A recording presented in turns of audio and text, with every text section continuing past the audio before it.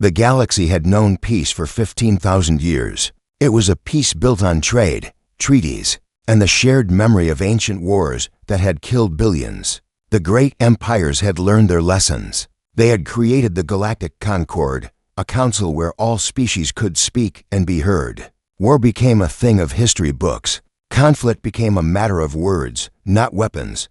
Humanity arrived late to this party. 300 years ago, human ships had first crossed into Concord space. The elder species had watched these newcomers with curiosity and some amusement.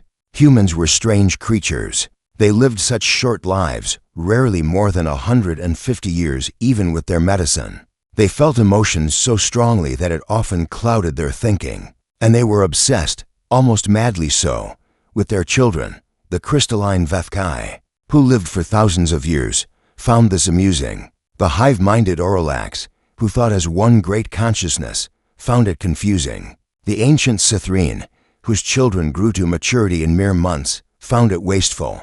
Why spend so many resources on beings who would grow up so quickly anyway? But humans were useful. They were creative. They made interesting art and told fascinating stories. They invented things that older species had never thought to create. So the Concord welcomed them, gave them a seat at the table, and mostly ignored them. Ambassador Talon Voss had represented Earth on the Concord Council. For 20 years, she was a patient woman with gray hair and kind eyes that hid a sharp mind. She had learned to smile when the elder species dismissed her opinions. She had learned to wait when they talked over her. She had learned to play the long game, slowly earning small victories for her people. Some days, it was hard. The Vethkai elder would wave his crystal hand and say, "The humans are too young to understand." The Orlax speaker would hum and say, "Individual thinking leads to individual error," and Talon would smile and nod, and file another report back to Earth. She often wondered if humanity would ever truly be respected. Far from the great council chambers, on the edge of explored space, there was a small world called New Meridian. It was a frontier colony, home to 40,000 humans who had come seeking new opportunities.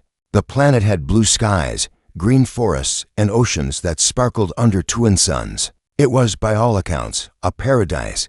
The colony also hosted a small Vethkai research station. The crystal beings studied the local wildlife and shared their findings with the human scientists. It was a model of cooperation, often mentioned in Concord reports as proof that species could live together in harmony. But the true heart of New Meridian was the Helios Academy. The school sat on a hill overlooking the main settlement. 200 children attended classes there, ranging from 6 years old to 16. They learned mathematics and science, history and art. They played games in the courtyard and dreamed about the stars. Their laughter could be heard throughout the colony, a reminder of why the settlers had come so far from Earth. Elena Chen was 12 years old. She had her mother's dark hair and her father's stubborn chin. She wanted to be a starship pilot when she grew up, just like her aunt who served in the Earth fleet. Every night, she would sit on her bedroom balcony and watch the ships pass overhead, imagining herself at the helm. Her best friend was a boy named Samuel, who wanted to be a doctor. They would argue about which job was more important, pilot or doctor, and never reach a conclusion. It was a good argument, the kind that friends have when they know they will have many years to keep arguing. The day the ships came started like any other. Elena was in her morning science class when the first shadow passed over the window. She looked up, expecting to see a cargo vessel. Instead, she saw something she did not recognize. The ship was dark and angular, with no markings she could identify. It moved with a purpose that made her stomach feel cold. Then the alarms started. The sound was loud and terrible, a wailing cry that Elena had only heard in drills. But this was not a drill. She could see it in her teacher's eyes, in the way the woman's hands shook as she tried to contact the colony security office. "Everyone stay calm," the teacher said. But her voice was not calm at all. More ships appeared. They descended on the colony like birds of prey, blocking out the suns. Elena saw flashes of light in the distance, heard sounds that might have been explosions. The other children started to cry. The doors of the classroom burst open. Figures stood there, tall and thin, wrapped in dark armor. They had too many joints in their arms, and their faces were hidden behind smooth masks. They did not speak. They simply pointed their weapons and gestured for the children to move. Elena wanted to run. She wanted to fight. But she was 12 years old, and these creatures were twice her height and carried guns that hummed with deadly energy. So she walked, holding Samuel's hand, joining the stream of children being herded toward the landing field. She saw parents running toward them, screaming. She saw colony security officers firing weapons that seemed to do nothing. She saw a mother reach for her child only to be struck down by an armored fist. The whole thing took 17 minutes. 200 children were loaded onto the dark ships. 200 families were left broken on the ground. And then the ships rose into the sky and vanished into the void between stars. Elena pressed her face against a cold window and watched New Meridian shrink to a point of light. Then even that was gone. The Galactic Concorde received the news within hours. Emergency sessions were called. Statements were made. The Vefkai expressed deep concern. The Orlax called for measured investigation. The Sithrine suggested patience and diplomatic channels. They expected humanity to do what young species always did. They expected tears and angry words and formal complaints. They expected humans to beg the Concorde for help, to rely on the elder species to solve their problems. They waited for the flood of messages, the desperate pleas, the acknowledgement that humanity needed the Concorde's guidance. Instead, they received silence. Human communication channels went quiet. Human ambassadors stopped attending meetings. Human ships returned to their ports and did not leave again. The elder species found this strange but not alarming. Perhaps the humans were grieving. Perhaps they were preparing their formal request for assistance. These young species were so emotional, after all. They needed time to process their feelings. They did not understand that the silence was not grief. It was preparation. Across human space, in hidden rooms and secret facilities, plans that had gathered dust for centuries were being opened. Codes that had never been used were being activated. And in the hearts of billions of humans, something cold and ancient was waking up. The galaxy had enjoyed 15,000 years of peace. That peace was about to end.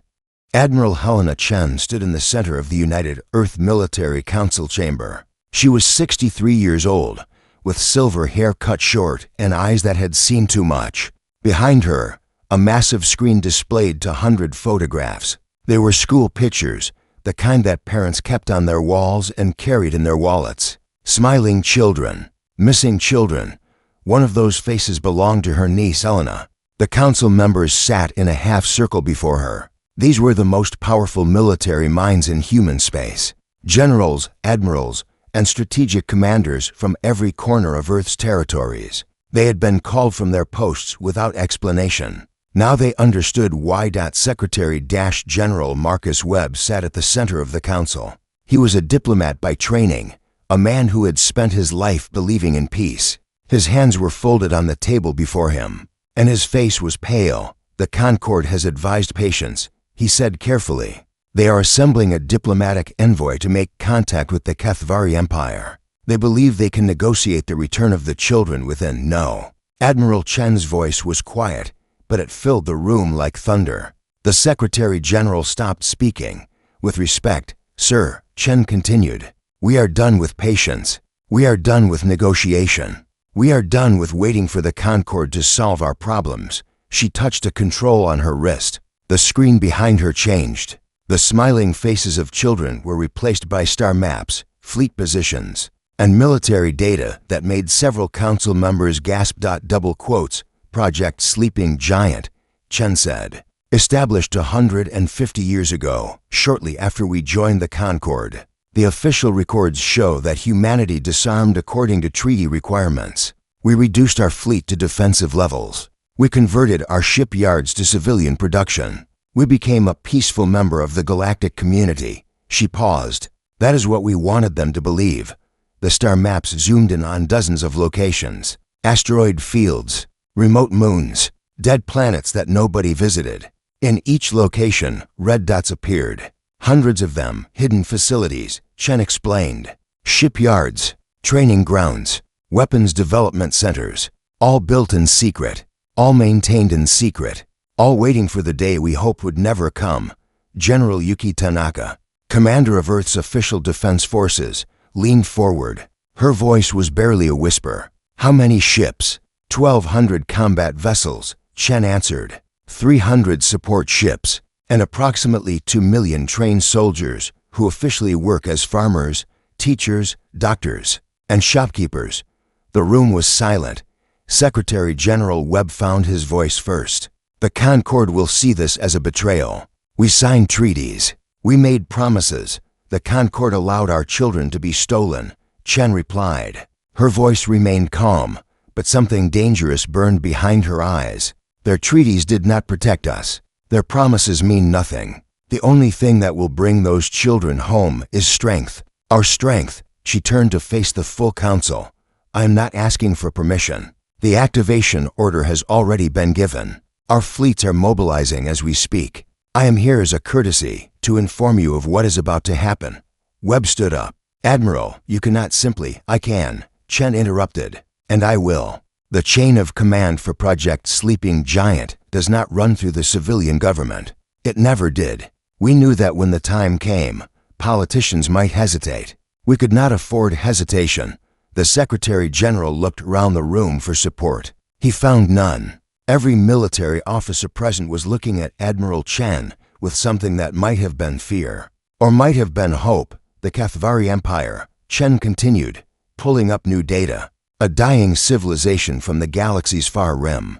Their species is suffering from genetic decay. Their population is collapsing.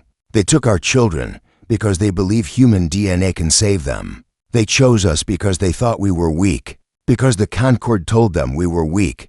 She let those words hang in the air. "We are going to show them how wrong they were." Across human space, the awakening had begun. On Mars, a mining facility that had operated for a century suddenly closed for maintenance. Workers were evacuated. Security fences went up, and deep beneath the red surface, doors that had not opened in 200 years began to move. Ships emerged, not the sleek civilian vessels that the galaxy knew. These were warships, painted in dark colors and bristling with weapons. They rose from the Martian dust like ancient gods rising from their graves. On Europa, similar scenes played out. On Titan, on hundreds of asteroids and moons across human territory, the fleet that humanity had hidden from the universe was finally revealing itself. Meanwhile, the soldiers came. They were called the Quiet Ones, men and women who lived ordinary lives but trained in secret 3 nights every week. They knew combat tactics that would have shocked the Concord military advisors. They knew weapons that officially did not exist. And they knew that someday, somehow, they would be called to serve. That day had come. Marcus Reed was a school teacher on Earth. He taught history to young children and grew tomatoes in his backyard garden. His neighbors thought he was the gentlest man they had ever met. They did not know that he could kill a man with his bare hands in 3 seconds. They did not know that he had spent 15 years training for a war he hoped would never happen. When his phone buzzed with a coded message, he told his wife he had to visit a sick relative. She knew what that meant. She had always known. She kissed him goodbye and tried not to cry. Across human space, scenes like this repeated millions of times. Ordinary people set aside their ordinary lives. They kissed their families. They packed their bags. And they reported to stations that did not appear on any map.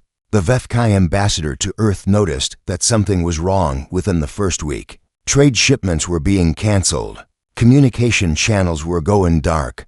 Human representatives were not returning his calls.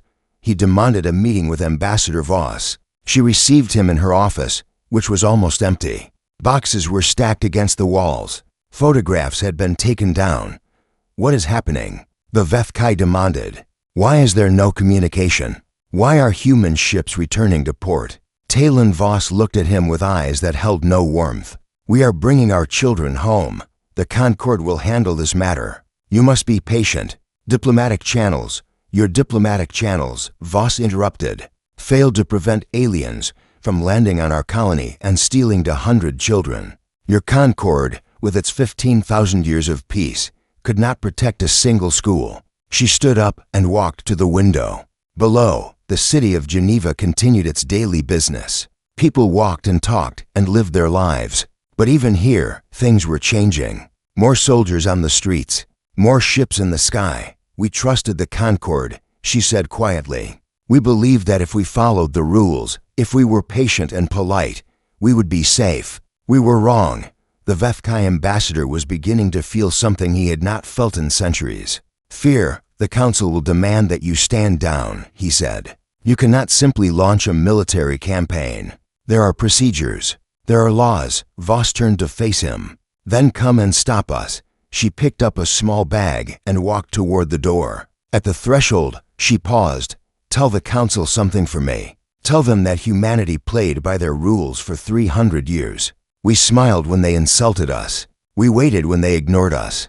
We trusted them to keep us safe. Her voice hardened. That humanity is gone. The one that is coming will not be so polite. She left the ambassador standing alone in the empty office. 2 weeks later, the first human fleet crossed into Cathvari space. 1,200 warships, moving as one, their weapons hot and their crews ready. They broadcast no demands. They sent no warnings. They simply came. And the galaxy watched in horror as the species they had dismissed as young and weak began to teach them a new definition of fear. The Cathvari had ruled their corner of the galaxy for 8,000 years. Their empire had conquered dozens of species. Their fleets had crushed rebellions and destroyed civilizations. They were proud and ancient and utterly confident in their power. When reports arrived that human ships had entered their space, the supreme hierarch laughed. Humans, he said to his advisors, his voice dripping with scorn. The short-lived creatures who cry over their offspring. How many ships do they bring? Approximately 1,200, Supreme One. The hierarch waved a thin hand. Send the third fleet to the Velshire Nebula. 300 ships should be more than enough to crush these insects.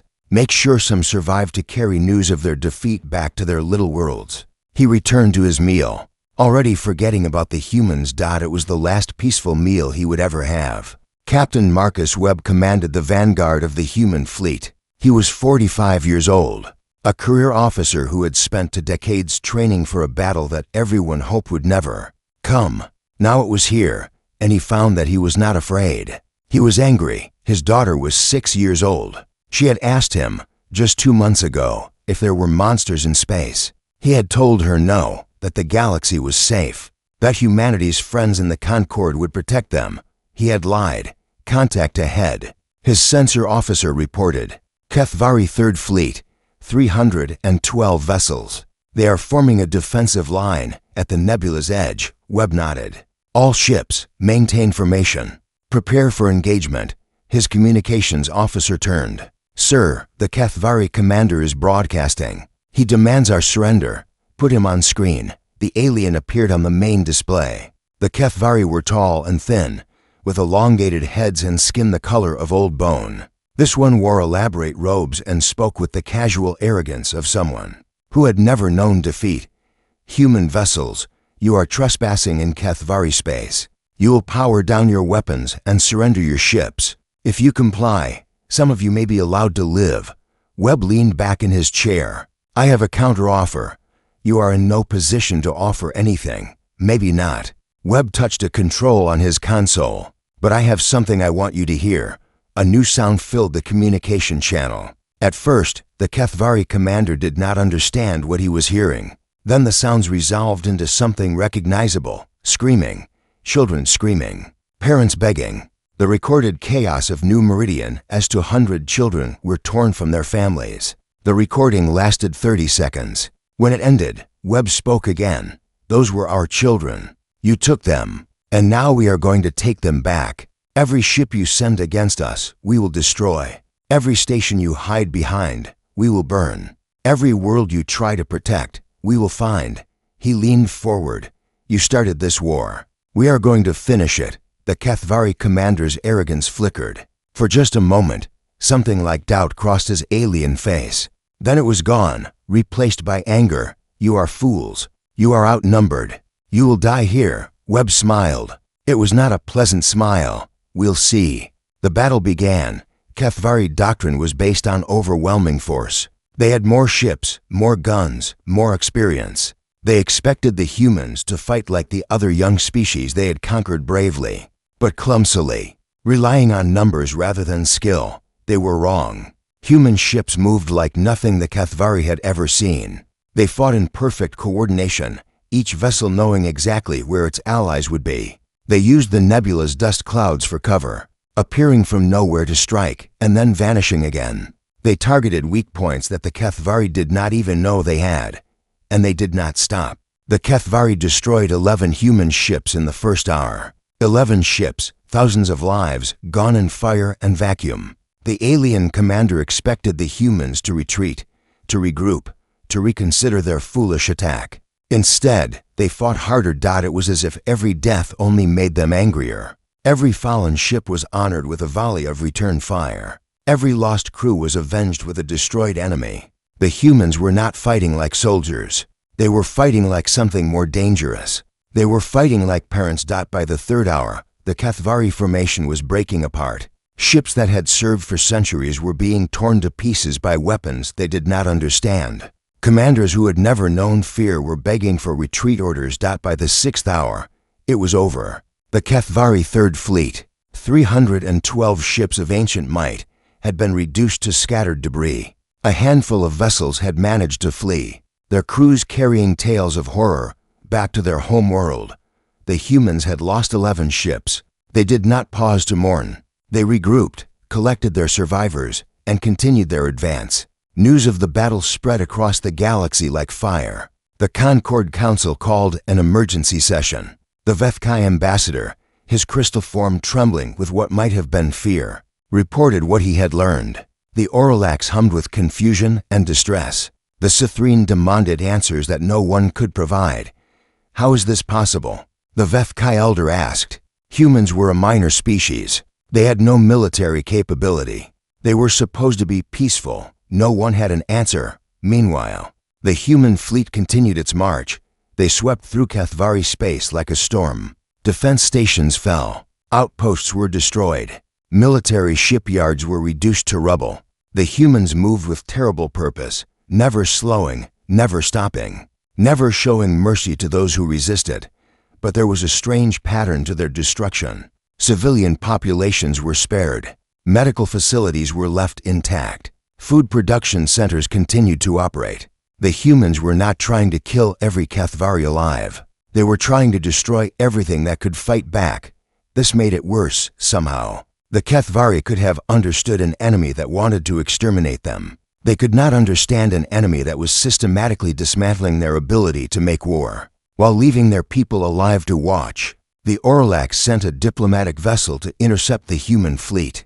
The ship carried their most experienced negotiator, a being who had ended conflicts that had lasted centuries. Admiral Chen received the diplomat in her ready room. She listened politely as the Orlax made its case. Peace was possible. Compromise could be reached. The children could be returned through proper channels. Surely humanity did not want more bloodshed. When the diplomat finished, Chen was quiet for a long moment. You had 15,000 years, she finally said. 15,000 years to build a galaxy where children could be safe. Instead, you built a galaxy where species like the Kathvari could steal them without consequence. She stood up. You did nothing when our children were taken. You did nothing when our people begged for help. You sat in your council chambers and talked about patience and diplomacy while our families wept. Her voice was cold and hard.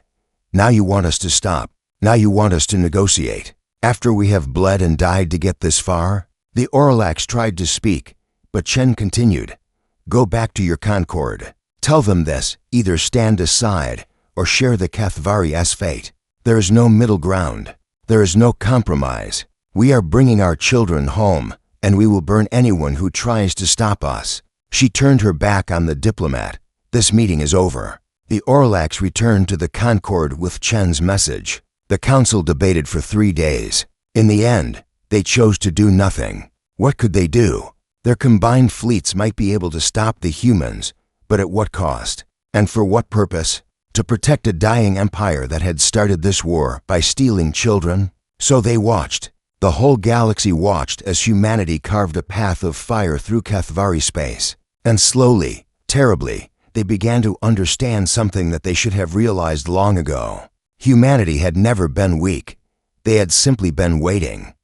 The human fleet reached Kefir Prime after 3 months of war. Behind them lay the shattered remains of an empire. Defense stations drifted as burnt wreckage. Military shipyards had been reduced to clouds of debris. Fleets that had ruled this region of space for millennia were gone, scattered or destroyed. The Kethvari homeworld hung in space like a pale jewel.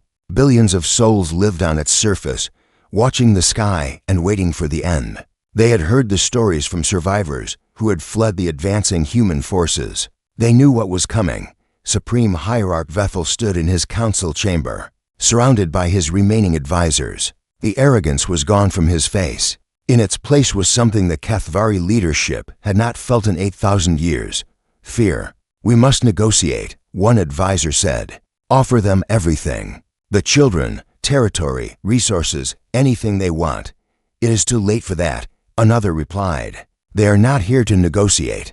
They are here to destroy us." Vethel raised a thin hand for silence. His mind raced through possibilities, searching for any path to survival. His species was dying. That was why they had taken the human children in the first place. Kethvari DNA was breaking down, each generation weaker than the last. Human genetic material had seemed like a solution, a way to repair what was failing. Now that desperate act had brought destruction to their door. "Open a channel to the human fleet," he ordered. "I will speak to their commander myself." The communication was established. Admiral Chen appeared on the screen, her face unreadable. Behind her, officers moved with quiet efficiency. The bridge of her flagship hummed with controlled power. "Supreme Hierarch," Chen said. "You wanted to talk." Vethel forced his voice to remain steady. "Admiral, I wish to discuss terms of surrender. Complete and unconditional. We will return the children immediately. They are unharmed. I swear it on my ancestors. We will pay any reparations you demand. We will submit to any conditions you require." He paused, gathering his dignity. "All I ask is that you spare my people. They did not choose this war. They did not take your children. Please, show mercy." Chen was quiet for a long moment. When she spoke, her voice carried no anger, only exhaustion and absolute determination. "The children will be returned. That was never in question. We were always going to take them back, whether you agreed or not." She leaned forward slightly. "What happens next is the consequence you earned. Your species made a choice. You saw a peaceful people and decided to steal their most precious treasures. You calculated that we were too weak to stop you. You were wrong." Vethel felt his heart sink. "Then you will destroy us. Commit genocide against a dying species." "No." Chen shook her head. "We are not monsters, Hierarch. We will not exterminate your people. But you will pay a price. Your military will be destroyed. Your ability to threaten anyone ever again will be removed. And for generations to come, you will look at what remains of your empire and remember this lesson." Her voice hardened. "No one ever takes our children." The channel closed. The rescue operation began the next day. Lieutenant Sarah Park led the first team down to the surface. She was 32 years old, a veteran of training exercises that she had never expected to use. Now she was dropping through the atmosphere of an alien world, surrounded by soldiers who had spent their whole lives preparing for this moment. Their target was a research facility on the northern continent. Intelligence had confirmed that the children were being held there, kept comfortable but confined. The Kethvari scientists had been studying them, taking samples, trying to understand human genetics. The thought made Park's hands shake with rage. She forced herself to stay calm. The children needed her focused, not emotional. The drop ships landed in the facility's courtyard. Kethvari guards moved to intercept them, then stopped. They looked at the human soldiers, at the weapons they carried, at the fleet visible in the sky above. Slowly, carefully, they put down their guns. Park walked past them without a word. The facility was a maze of corridors and laboratories. Her team moved through it with practiced efficiency, checking each room, securing each hallway. They encountered no resistance. The Kethvari staff had received orders to cooperate fully. They stood aside and let the humans pass. Then Park opened a door and found them. 200 children sat in a large common room. They had beds and toys and food. The Kethvari had treated them well, hoping to use them as bargaining chips. But their eyes showed the truth. They were scared. They were confused. They wanted to go home. Park removed her helmet. She knelt down so she was at their level. "Hello," she said softly. "My name is Sarah. We're here to take you back to your families." For a moment, nothing happened. Then a young girl, maybe 12 years old, stood up. She had dark hair and determined eyes. "Are you from Earth?" The girl asked. "Yes. Is my Aunt Helena here?" "She's in the Navy." Park felt tears prick her eyes. She knew who this girl was. Everyone in the fleet knew. "Admiral Chen is in orbit right now, sweetheart. She's been looking for you." "We all have." The girl nodded slowly. Then she turned to the other children. "It's okay," she said. "They're here to take us home." One by one, the children stood up. Some cried. Some laughed. Some simply walked forward in stunned silence. The soldiers guided them gently toward the drop ships, treating them like the precious cargo they were. As the last shuttle lifted off, carrying the last of the children to safety, Park looked back at the facility. HFY scientists stood at the windows, watching. She wondered what they were thinking. Did they understand what they had done? Did they regret it? Did it matter? She turned away and followed her team to the ship. Above the planet, Admiral Chen received the news. All 200 children recovered. Minor injuries only. Every single one of them was safe. She allowed herself one moment of relief. One moment to close her eyes and breathe. Her niece was alive. The mission was complete. Then she opened her eyes and got back to work. "All ships," she broadcast to the fleet. "The children are secure. Begin the final phase." The bombardment lasted 2 days. Human ships rained fire on every military installation on Kefir Prime. Defense stations were vaporized. Weapons factories were reduced to slag. Military academies burned. Shipyards collapsed into ruin. But true to Chen's word, the civilian population was spared. Cities remained intact. Hospitals continued to operate. Food supplies were left untouched. The humans destroyed only what could be used to make war. When it was over, the HFY Empire existed only in name. They had people. They had planets. They had culture and history and art. But they would never threaten anyone again. Their military was gone. Their pride was shattered. And the galaxy had watched every moment. The Concord Council received Admiral Chen's final message. "The children have been recovered. The HFY military capability has been neutralized. Human forces will now return to our own space. We have no interest in occupation or continued conflict." She paused. "Let this serve as a warning to any species that might consider similar actions in the future. Humanity did not want this war. We have always sought peace. But there are lines that cannot be crossed. There are crimes that cannot be forgiven. Touch our children, and we will come for you. It does not matter how far you run or how strong you think you are." Her voice carried across every frequency, to every species, to every corner of the known galaxy.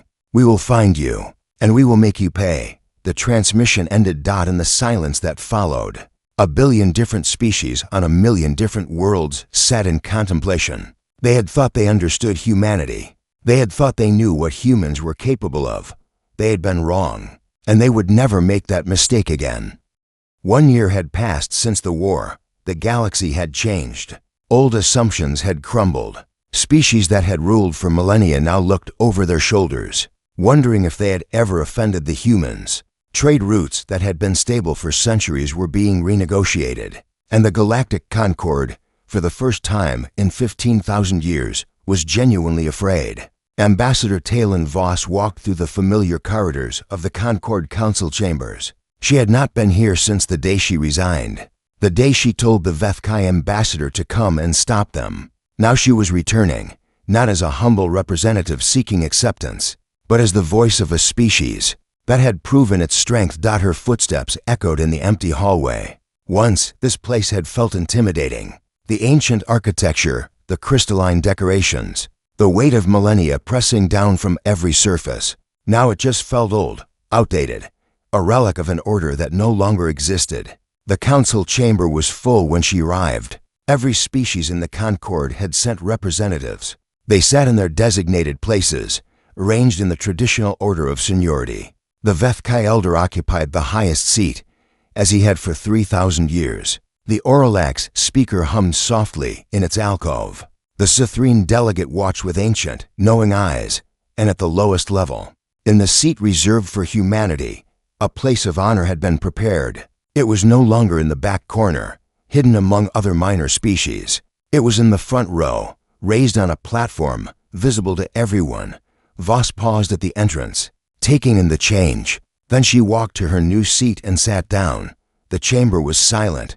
No one whispered. No one murmured dismissive comments. Every eye was fixed on the human ambassador. The Vethkai elder was the first to speak. His crystal form caught the light as he leaned forward. Ambassador Voss, we are pleased that you have chosen to rejoin the council. The word you're looking for is surprised. Voss replied calmly. You expected us to reject the Concord entirely. The elder hesitated, then nodded. We were uncertain of humanity's intentions. Our intentions are the same as they always were. Peace, cooperation, a galaxy where all species can thrive together. Voss looked around the chamber. That has never changed. What has changed is our willingness to trust others to protect that peace. The Orlax speaker hummed. The Concord recognizes that mistakes were made. The response to the Kethvari incident was inadequate. Inadequate. Voss let the word hang in the air. Is that what we're calling it? Children were stolen from their homes. Parents watched their babies be carried away by aliens. And the great Galactic Concord called for patience and diplomatic channels. She stood up, her voice rising. Do you know what those children went through? Do you know what it felt like for them to be taken to an alien world, surrounded by creatures they didn't understand, not knowing if they would ever see their families again? The chamber remains silent. I will tell you about one of them. Her name is Elena Chen. She is 13 years old now. She was 12 when the Kethvari took her. She spent for months in a research facility, having samples taken from her body, being studied like a laboratory animal. Voss's voice cracked slightly, but she continued. When our soldiers found her, do you know what she did? She helped calm the other children. She told them everything would be okay. She held the hands of the little ones who were too scared to walk on their own. She looked directly at the Vethkai elder. That 12-year-old girl showed more courage than this entire council. And you wonder why humanity no longer trusts you to keep us safe. The elder's crystal form dimmed slightly. It was the Vethkai equivalent of shame. What would you have us do? He asked quietly. The past cannot be changed, no. But the future can be built differently. Voss sat back down. She pulled out a small data tablet and placed it on her desk.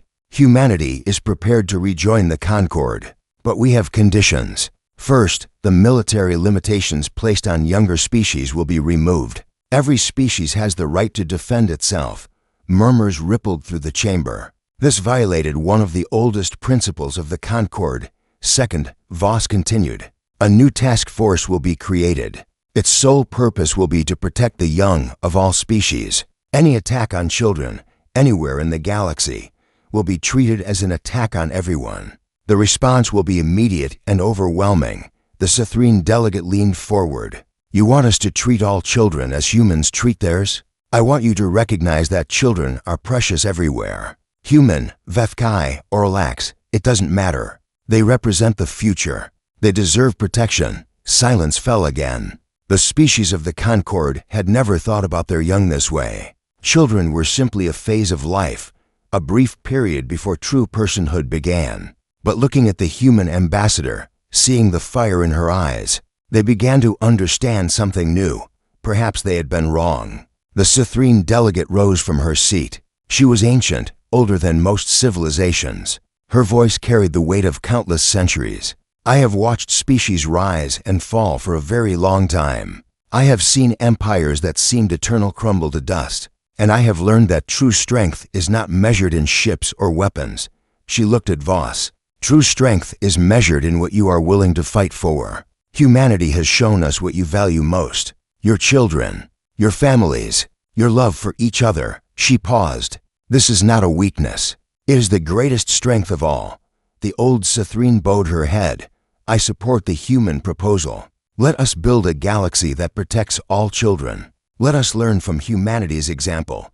One by one, other delegates rose to add their support. The Orlax hummed agreement. The Vethkai elder, after a long moment of hesitation, nodded his crystal head. Species that had dismissed humans for 3 centuries now voted in favor of their proposal. When the vote was complete, Voss felt tears in her eyes. She did not try to hide them. "Thank you," she said softly. "This is what we always wanted. Not war, not dominance. Just a galaxy where our children can grow up safe." She reached into her pocket and pulled out a small object. It was a drawing, done in crayon on paper.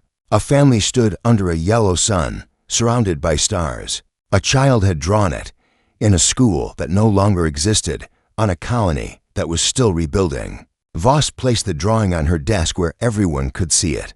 Elena Chen made this. She was going to give it to her parents for their anniversary. She never got the chance. The Kethvari attacked the day before.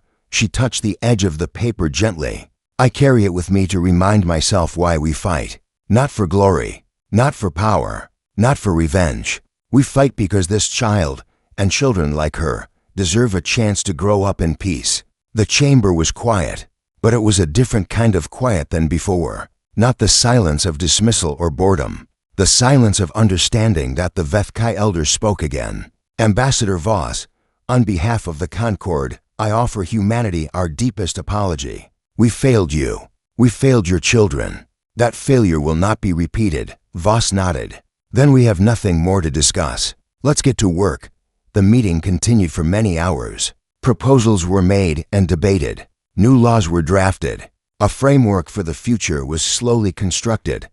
But the moment that everyone would remember, the moment that would be recorded in history books for millennia to come, was simpler than that. It was the moment when the great Galactic Concord, oldest and most powerful institution in known space, looked at the small species they had dismissed for 300 years and finally saw them clearly. Humanity had never been weak.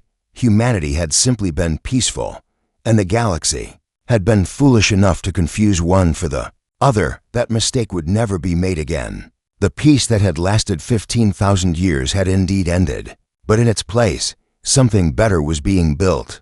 A peace based not on fear of war, but on respect for life. A peace that protected all children, not just those of powerful species. A peace that humanity had paid for in blood and tears, but would defend for as long as the stars burned. And somewhere, on a colony called New Meridian, a 13-year-old girl looked up at the night sky and smiled. She was safe now. She was home. And she knew, with absolute certainty, that no one would ever take her away again. Not because the galaxy had become kind, but because her people had made sure of it.